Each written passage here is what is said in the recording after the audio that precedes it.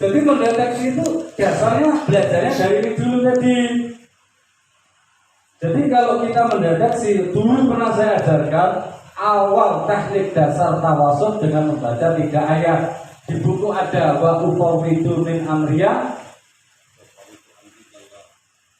Apa lagi? Ya Allah. Yang kedua ayatnya subhanakala ilana. Yang ketiga ala ya'lamu man khalaqa wa huwal latiful khabir. Di buku itu ada. Kemudian baca Al-Fatihah digosok-gosok terus diarahkan kepada betul lagi. Ya Allah, masuk mulasnya kok awal. Kapan maju? Ini terbukti Kak duwe pasien yang ini. Wah, Ibu apa? Al-Maidah tadi sudah, Bu? Sudah.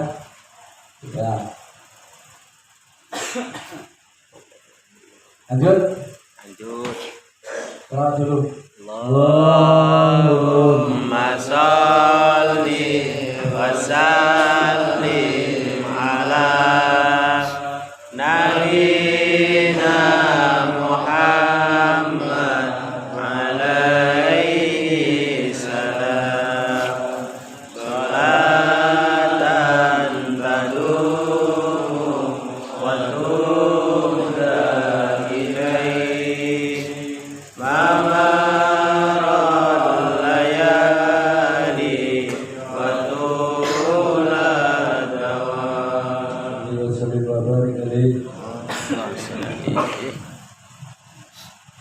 Jadi nanti di terakhir nanti saya akan memberikan ini untuk diagnosa, karena kalau tidak saya bantu kita sawiran dengan maju-maju. Selaras. Jadi nanti jenengan akan tahu apapun diagnosa dari dia, apapun pengakuan dari dia tidak merubah daripada diagnosa awalnya. Walaupun dia ngomong saya kena sihir, karena kebanyakan dari kita, contoh tadi saya sampaikan, ketika istrinya minggat, ngadu kepada kita, Pak Ustadz tolong istri saya sudah minggat. Tapi ternyata ketika kita deteksi di situ munculnya tanda itu di tengah, maka kita tidak melakukan yang namanya putar pilih. Ketika ada orang lumpuh, kita diagnosa tandanya muncul di tengah, maka kita tidak melakukan terapi. Tapi apa yang kita katakan, Pak, mungkin ada kesalahan yang kita lakukan, sehingga Allah berikan ujian kepada panjenengan berupa sakit lumpuh. Karena kita tahu penyakitnya karena kesalahan dia sendiri. Toh dia tidak sembuh, tapi dakwah kita sudah nyampe. Daripada dia sembuh, toh ternyata sakitnya dia karena dia berbuat dolim kepada orang lain. Ini bisa ya. Ya kalau orang sudah minta rukyah itu, apalagi kita ke rumahnya, mandi gak mandi biasanya kan balik setiap waktu. Orang urus mari ramari sementing tau amplop itu lebih bagus daripada sampai kepikiran mari orang seolah-olah dia ragu. Paham tak ajari ekstrim kan? Tak ajari apa-apaan sama ini dan tidak gelem tidak pakai percaya. Saya ulas lagi. Maka saya sering mengatakan, kalau kita dimaki orang, dipisui uang wae lho iso emosi. Apa ya? Langsung hancur.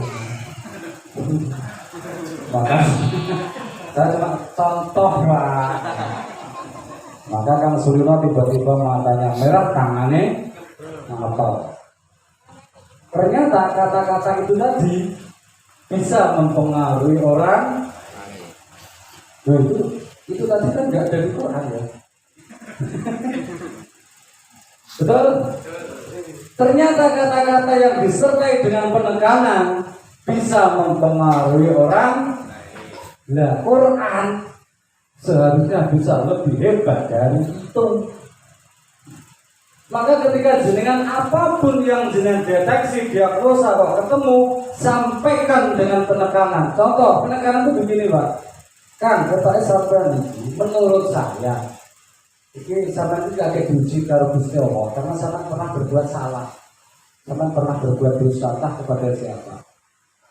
Ayo bareng-bareng tobat, maca Quran, istighfar, muga-muga Allah mengampuni dosa kita. Ora kan, aku iki bar manen kok kono kan.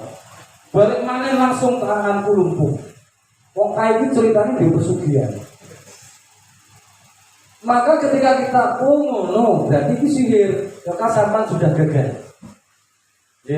Kalau sudah tandanya ada di tengah, jangan harus mengatakan orang apapun itu. Sihir itu bisa nyampe, santet itu bisa nyampe karena kezaliman kita. Karena kita pernah berbuat salah. Gusti Allah adil. Kalau sampean pernah kena santet, sing sampean ngomong vibrasi. Nek sampean sing ngomong vibrasi tak sontek sampean. Wah. Padha karo sampean kok bar ya balik pundake abot wetenge loro ndak sing ngumet. Wah aku vibrasi. Padha karo sampean ngomong Al-Qur'an nggawa madura. Awas hati-hati. Itu terlalu lebay kalau sampean ngomong vibrasi. Pasienmu piro ngomong vibrasi?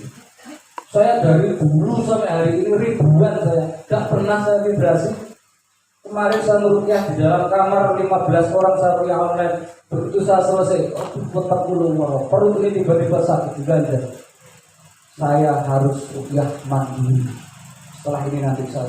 Begitu saya keluar dari kamar, mangan sih. Setelah saya makan ternyata sakit di perut saya hilang. Ternyata saya lapar.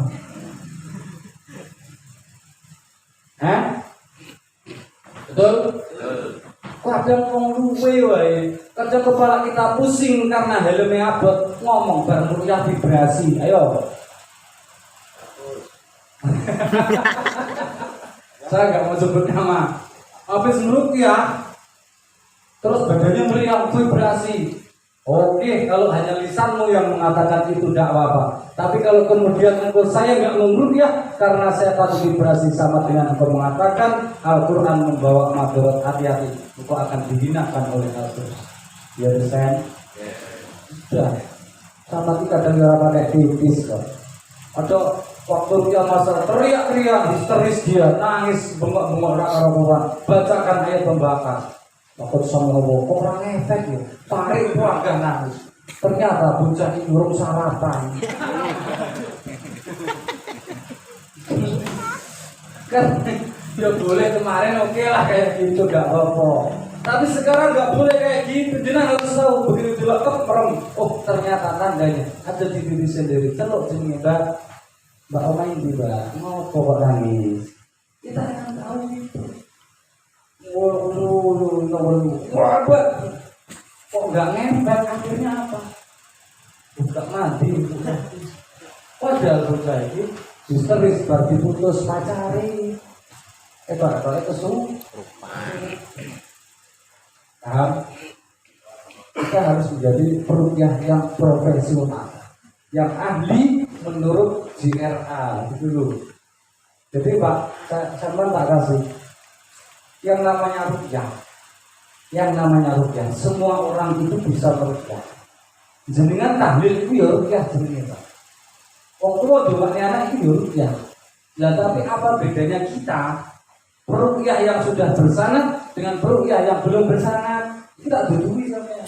Yang namanya rukyah itu membacakan Al-Quran dengan niat istiswa. Itu namanya rukyah. Dan itu semuanya bisa Pak. Coba baca Quran, niatnya untuk obat, itu namanya rukyah. Doa itu ya rukyah. Paham?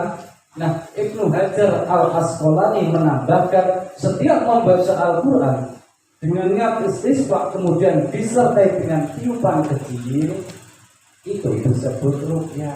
Mengapa ada tiupan kecil? Karena Quran yang dibaca itu zat sifatnya tersimpan di lisan dan di bibir.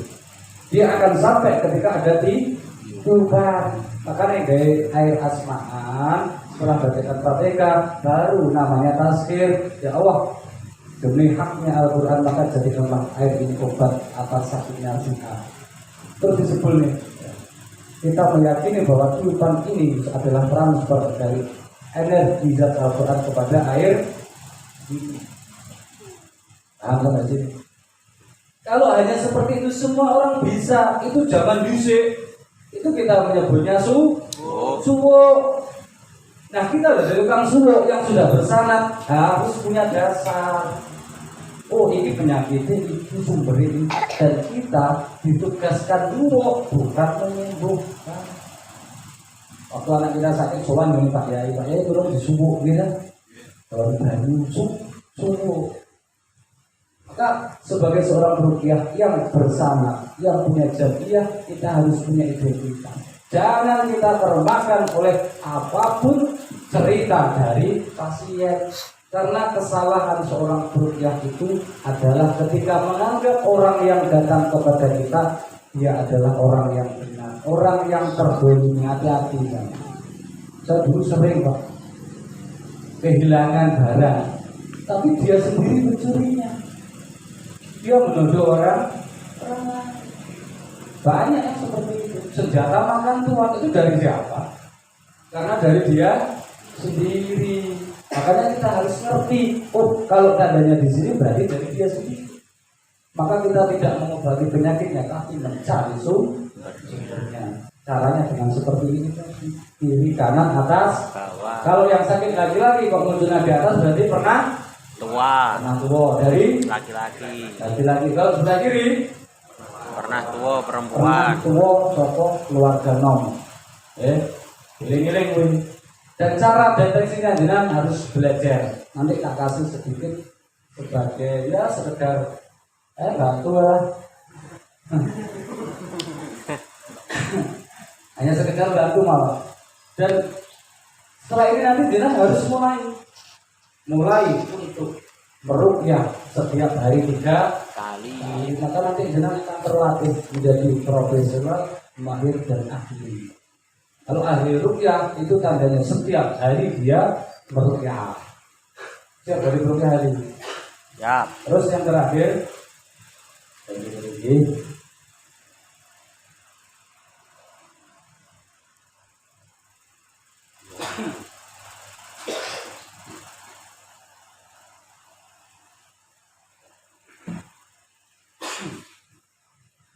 jadi seorang ruqyah itu pertama tauhidnya harus lurus, akidahnya harus lurus. Kalau tauhidnya sudah benar, akidahnya sudah lurus, mau pakai metode apapun, pakai obat apapun, herbal apapun, tidak mengurangi dari ketauhidan. Ini kan jenengan sudah belajar bekam, ada herbalnya dari CRA, maka jadikan dia itu sebagai pelengkap saja.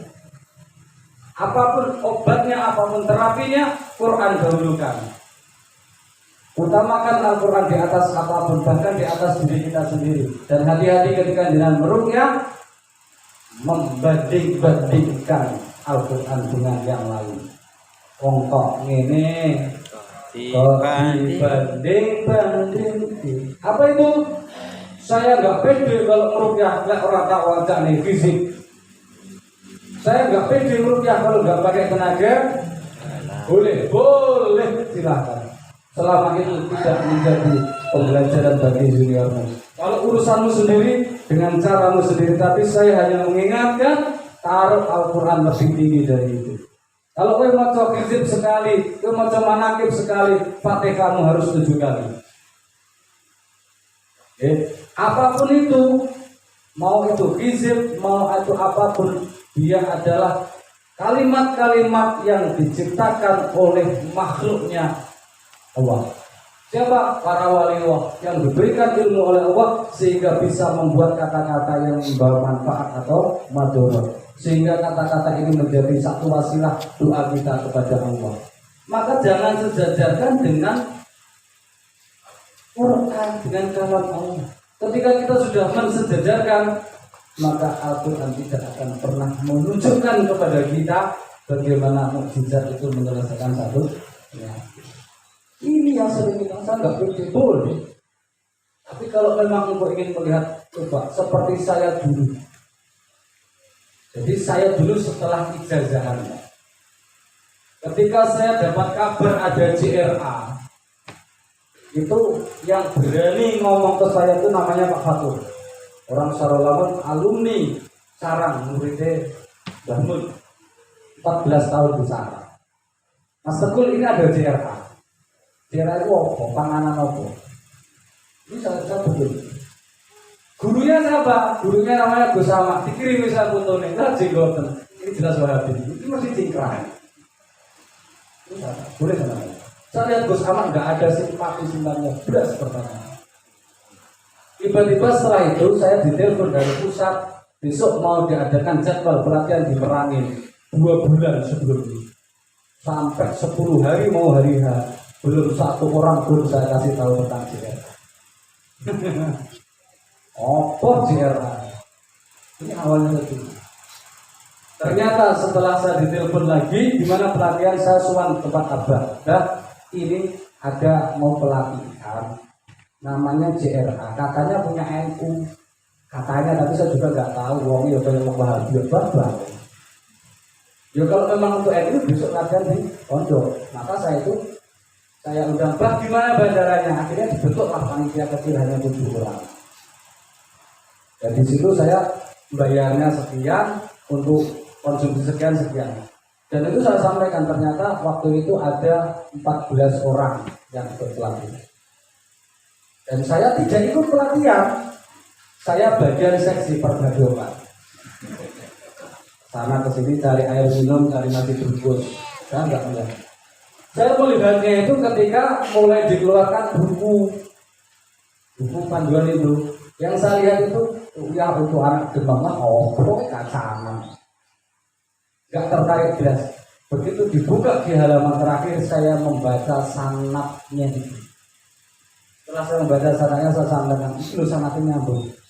Saat itu juga telepon teman-teman ini sampai 46 orang yang ikut ijazahnya. Jadi setelah ijazah saya tidak ikut pelatihan belas, saya nggak tahu. Saya hanya buka ruqyah untuk panas demam dan baca sanad. Setelah itu saya mengurusi ini perbadokan lagi. Setelah ijazah saya ikut. Jadi waktu itu ijazah tidak seperti ini, tapi salaman saya ikut. Tapi malu lah. Tak sekal udah itu sama. Karena Gus Sama itu datang langsung nginep di rumah saya tengah malam itu datang. Nah setelah ijazah besoknya mengadakan ruqyah masal. Ruqyah masal itu yang hadir hampir 400 orang. Setelah ruqyah masal selesai, Gus Sama pindah ke Kabupaten Sarawangun pelatihan. Kang Sulino saya menawar beliau 3 hari. Dari sakal beliau begitu saya pulang ke rumah, orang-orang mantan yang diruqyah oleh Gus Sama datang ke rumah saya. Iya itu Ustaz, tambah teman lorong. Akhirnya saya telepon, Gus itu ini bacakan ruqyah standar itu apa Gus? Fatihah, terus saya semua coba jangan Fatihah. Datang lagi Fatihah. Gus ini penyakitnya sulit Gus, sudah berobat kemana? Tahlil, siap Gus. Tahlil, Fatihah, Al-Falaq, Al-Ikhlas, An-Nas, Al-Kursi gitu. Dan itu saya lakukan setahun ya. Ternyata Allah banyak berikan kesembuhan untuk mereka. Yang saya tidak pernah urung buka buku jelas. Jadi apa yang saya lakukan? Bukan saya goblok Pak. So selain itu ya rodo apalah surat-surat lain. Tapi karena Gus Ama perintahnya tahlil dan ngertinya saat tahlil itu ya mengikuti Fatihah kalau triokul gitu kan. Ya sampai hari ini yang tak pakai itu. Jadi terserah. Apa ngomong pelatihan JRA datang ada tahlil, ada yang matanya itu kena apa namanya, bukan katarak itu kecil, glukoma. Berkata semua agak glukoma terserah perawusan. Ternyata Allah berikan kesembuhan. Baru saya ya Allah ternyata JRA-nya luar biasa. Ini ketika beliau pelatihan di Palembang saya susul ke sana, saya sampai mohon maaf saya sampaikan mohon maaf saya tidak bisa hormat panjenengan, maka saya merasa bersalah hari ini saya memuji. Padahal saya waktu itu biomeng cuma itu, maka saya bahasakan sekarang mari gak urus yang penting resto amplop. Ini maka waktu itu saya katakan gak mari terserah. Kemarin yang ruqyah Gus Sama kok sekarang kok suruh ruqyah saya. Dan saya bisanya hanya itu. Ternyata dengan cara itu Allah sudah memberikan kesembuhan. Dan sampai hari ini itulah yang saya baca. Fatihah, Al-Ikhlas, Al-Falaq, An-Nas dan ayat kursi saya hadiahkan kepada dia, kepada siapapun yang semoga menjadi sifat menjadi. Itu selesai tugasnya. Ini sama orang begitu pernah pelatihan buka buku. Apa nih ayat untuk membuka ikatan? Apa nih? Besok lagi ayat pembatal. Apa nih? Kalau belum apa kembali praktek yo ora bakalan praktek. Ada yang seperti itu? Bahkan istrinya sendiri saja mau dirukyah, mau melayu, bukan yang mau muntah-muntah, kesurupan, dan kita diam saja. Maka ketika ada orang mengatakan perkara yang tidak benar berkenaan dengan Al-Quran, kok jenengan diam saja? Nanti tidak akan pernah diberikan nur Al-Quran. Bu, rukyah itu tidak harus kesurupan. Rukyah itu tidak harus muntah. Dan kita harus meyakini bahwa muntah itu bukan tanda sembuhnya penyakit, Pak. Terus nanti kalau rukyah muntah berarti penyakitnya metu. Kalau cuma muntah ukurannya penyakitnya metu, gak usah bawa wacana Quran. Semua ulu titik pertama blok dua terakhir mesti muntah. Terus mari tidak, bahwasanya apapun itu yang keluar ketika dibacakan Al-Quran, yakini itu adalah tanda penyakit itu keluar, bukan sembuh. Maka ketika muntah ya yakini itu muntahnya itu adalah efek dari penyakit itu keluar. Keringat ya keringatnya penyakit, sendawa penyakit. Itu dinampakkan. Nah kalau yang dirukyah dia tidak efek sama sekali, apakah penyakitnya tidak keluar? Kan seperti itu nanti jadinya. Oh ini harus muntah logo telah ini. Tahu ini. Kan seperti itu. Maka apapun itu yang nampak di depan kita itu yakini bahwa Al-Quran sudah sampai ke sana. Adapun efeknya ada atau tidak itu tidak penting. Jadi tahu kita harus seperti ini loh. Terus nanti dikatakan aku mau dirukyah, mau dikesurupan, jangan harus mengatakan rukyah itu. Jangan harus minimal menjelaskan. Kalau sama diam saja, berarti sama sedang diuji oleh Allah. Hujah sama terbantahkan dengan berita-berita di TV. Rukyah itu harus muka harus kesurupan. Pada kesurupan itu Pak, gara-gara Bali itu surat, makanya kesurupan, makanya coba sore balik usu dan kebahagiaan apa balik bengi kemalaman simpel. Kok seorang praktisi JRA kok ketika didebat tentang Al-Quran kok tidak ada protes, tidak ada pembelaan, ngenes terus menang. Tak mari gak dirukyah. Justru ketika ada orang ngomong seperti itu, dia ngomong hak tak rukyah. Mari. Dan seperti itu. Jadi percaya diri kita akan bertambah ketika kita dinyek. Saya kata Allah kemarin dirukyah. Lu harus berobat kemana-mana gak sembuh kok kemarin rukyah kan? Dengan hak saya akan rukyah. Insya Allah sudah. Dengan berkahnya selalu ternyata sembuh. Wah, terima kasih. Saya nggak butuh, tugas saya itu membuktikan bahwa Al-Quran obat. Itu loh. Terus besok langsung sombong, nggak boleh. Aku, kalau yang dunia Al-Quran bilang aku loh suruh ya. Nomor nih. Angel. Maka saat itu Allah akan mengangkat nur Al-Quran dari diri kita. Sampai hari ini alhamdulillah saya belum pernah menerima sepeser pun hasil rukyah itu lewat online. Rukyah saya online ini semalam itu kadang 10 sampai 20 orang. Dan saya nggak kenal orang mana.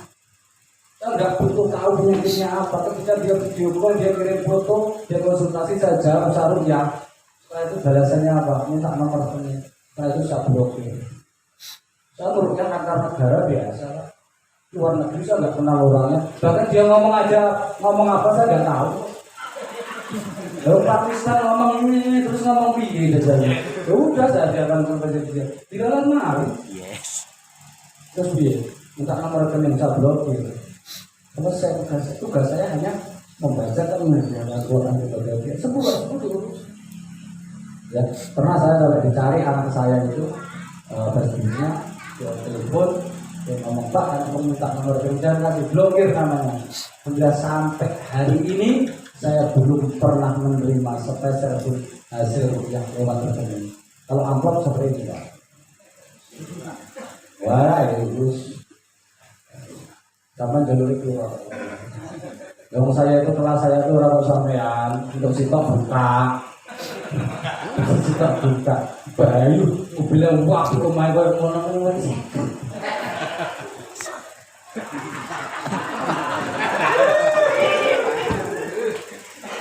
Teroris nomor berapa ini? Ya serapa kota malu gitu. Saya itu sering Pak, amplop 5 jadi 10 itu biasa. Ya, zaman yang mari saya 100 itu tak buka jadi 1 juta itu biasa. Itu kelasnya aku, tidak usah ngomong Pak. Itu bener ya teman tanya Mas Ahmad, teman tanya ajudan saya itu, saya nggak pernah kalau dapat amplop tak lainnya. Dia cerita sendiri, tadi mengimpor saya itu udah dirolas dan isinya sama, 1 jutaan kabel. Katanya sih amplopnya itu asli dengan banyak. Tapi sampai koma dari 1 juta Pak. Dan itu nggak pernah masuk di akal saya sampai hari ini. Itu biasa lah. Siapa yang memuliakan Al-Quran akan dimuliakan oleh Al-Quran. Itu semua bersih. Dan saya nggak pernah iman berkaitan dengan ziarah. Jangankan harta saya, nyawa saya pertaruhkan. Wanita dulu nggak ini. Maksudnya tentara ziarah yang besar. Harus seperti itu totalitas. CRA apapun namanya selama dia dakwah Quran disifat, apapun namanya saya ikut. Walaupun namanya di PKI saya ikut. Namanya gede PKS, aku tetap melu. Yang penting dakwah Quran disifat. Paham kan? Ya paling ngerti CRA ya iki wong ini. Harus seperti itu muncul. Ayo kita bertaruh.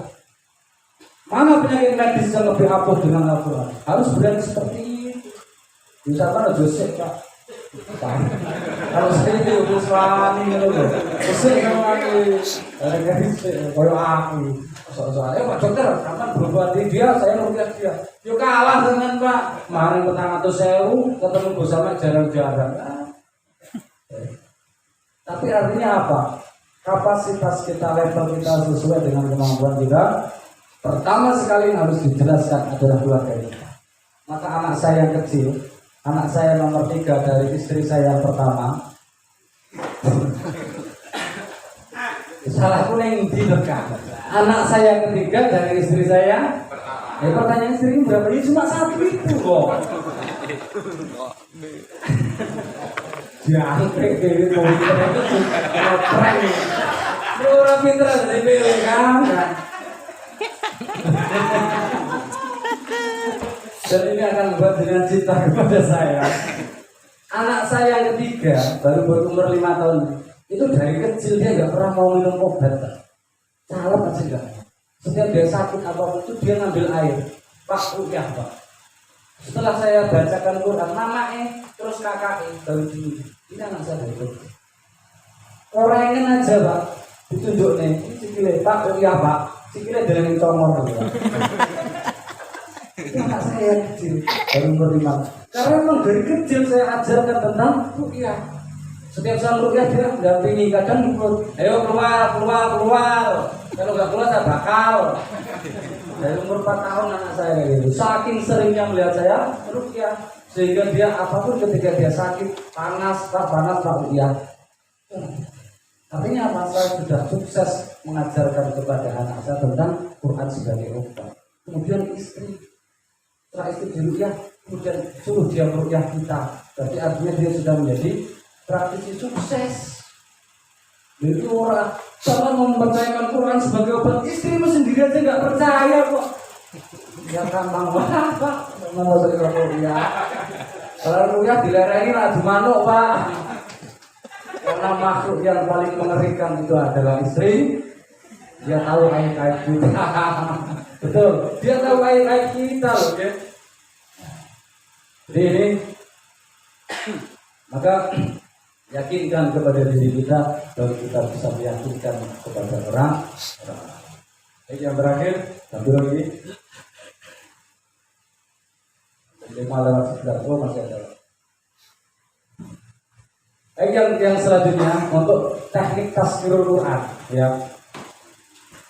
Yang sudah lebih tazkir, ini tinggalkan cara lama. Tinggalkan cara lama ketika meruqyah dengan swab.